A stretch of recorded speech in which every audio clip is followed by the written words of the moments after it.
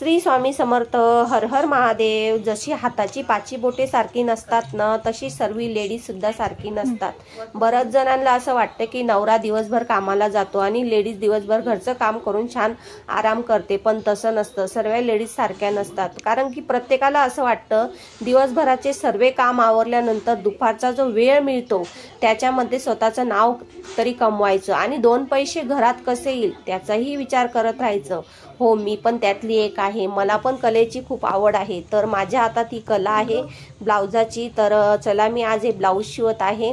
तर हे माझं नसून गिरायकाचं ब्लाऊज आहे. त्यांना मेघाबाई हवी होती म्हणून ही मेघाबाईची मी मेजरमेंट वगैरे घेऊन माप घेऊन ही कटिंग करत आहे. तर तुम्ही बघू शकता माझी ही कटिंग मी मेघाबाईची कशी करत आहे. मी सर्वात पहिले बॅक साईड आणि फ्रंट साईड कापून घेतलं. पहिले अस्तर कापलं, त्याच्यानंतर मी ब्लाऊज पीस कापलं आणि या उरलेल्या कापडामध्ये मला आता अस्तरची कटिंग करायची. तुम्ही कुठलीही बाई शिवाल ना तर तुम्हाला कापड जास्तच लागेल. तर ही मेघाबाई होती. मी पहिले बॅक साईड फ्रंट साईड काढून घेतली आणि उरलेल्या कापडामध्ये मी मेघाबाई तयार करत आहे. तुम्ही बघू शकता मी याची घडी कशी केली आणि मापानुसारच याला मी कापत आहे. पहिले मी माप आखून घेतलेलं होतं वहीमध्ये आणि ते बघूनच मी मापानुसार ही मेघाबाईची कटिंग करून घेत आहे.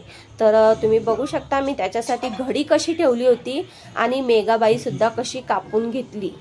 प्रत्येकाला असं वाटतं एवढा मोठा कापड आहे तर ब्लाऊज कसं तयार होणार नाही. अहो, कसं असतं माहिती का, जो ब्लाऊज शिवतो आणि जो कटिंग करतो ना ब्लाऊजाची त्यालाच माहीत असतं की कापड किती उरतो आणि त्याची कटिंग कशी ॲडजस्टमेंट करून करावा लागते. तर नाहीतर प्रत्येकाला असं वाटतं एवढा मोठा कापड आहे, ब्लाऊज तर आरामात बसेल. हो, ब्लाऊज तर आरामात बसतं, पण जी आपली डिझाईन असती ना, जर तुम्ही बॅक साईडला डिझाईन घेतली किंवा अस्तरला म्हणजे बाहीला जर डिझाईन घेतली ना आस्तीनला, तर कापड थोडा जास्त तर लागणारच ना.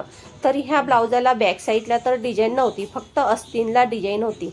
पण ही अस्तीन डबल असल्यामुळे हिला कापड जास्त लागत होता. हिला अस्तर लावायचं नव्हतं आपल्याला.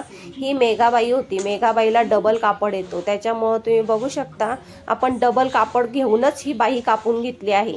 नंतर तुम्ही बघू शकता आपला कापड किती उरलेला आहे आणि तो कापड सुद्धा आपला थोडासाही वाया न जाऊ देता त्याच्यामध्ये सुद्धा आपल्या व्यवस्थित ॲडजस्टमेंट करूनच आपल्याला कापायला हवा. तर तुम्ही बघू शकता किती छोटासा कापड निघलेला आहे.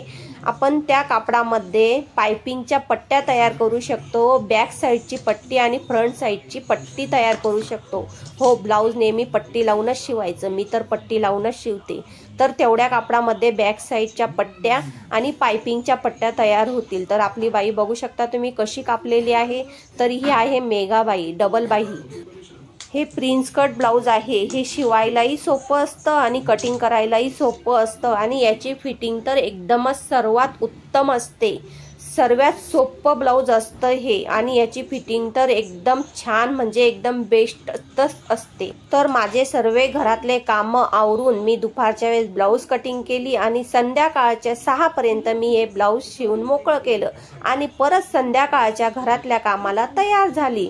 तर कसं वाटलं माझी ही ब्लाऊज कटिंग आणि माझा उरलेला वेळ आणि संध्याकाळचं परत मी वेळ घराला दिला. तर माझी रुटीन कशी वाटली तुम्हाला नक्की लाईक कमेंट करून सांगा.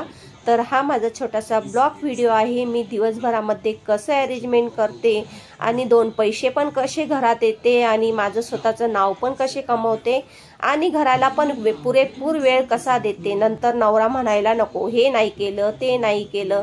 सर्वांचं काम सर्व वेळेवर करूनच मी माझं स्वतःचं नाव पण कमवलं आणि 2 पैसे पण मिळतात याला. तर कसं वाटलं माझं काम नक्की लाईक कमेंट करून सांगा. तर मी रिकामी बसणारी तर नाहीच आणि बरेच अशा माझ्यासारख्या लेडीज असतात त्या सुद्धा रिकाम्या बसत नाही. तर शिवणकाम हा त्यांचा सर्वात आवडता बिझनेस आहे. या बिझनेसमध्ये 2 पैसेही कमवता येतात आणि स्वतःचं नावही होतं. या बिझनेसला शिक्षणाची अट नसती. कुणी कमी शिकलेलं असो की कुणी जास्त शिकलेलं असतं. तर कसा वाटला माझी छोटीशी कला आणि माझा छोटासा बिझनेस आणि दिवसभराची